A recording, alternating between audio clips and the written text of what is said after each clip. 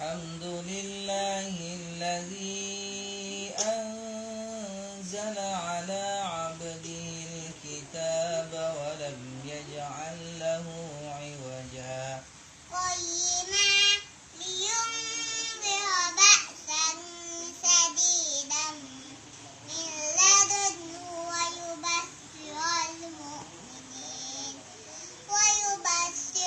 المؤمنين الذين يعملون الصالحات أن لهم أجرا حسنا ماكثين فيه أبدا وينذر الذين قالوا اتخذ الله ولدا ما لهم به من علم ولا لآبائهم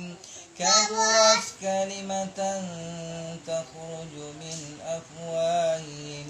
إن يقولون إلا كذبا فلعلك باخع نفسك على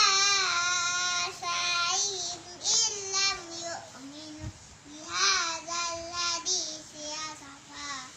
إنا جعلنا ما على الأرض زينة لها ليبلوهم أيهم أحسن عملا وإنا لجاعلون ما عليها صعيدا جرزا أم حسبت أن أصحاب الكهف والرقيم كانوا من آياتنا عجبا إذ أوى الفتية إلى الكهف فقالوا ربنا آتنا من لدنك رحمة وهيئ لنا من أمرنا رشدا فضربنا على آذانهم في الكهف سنين عددا ثم بعثناهم لنعلم أي الحزبين أحصى لما لبثوا أمدا نحن نقص عليك نبأهم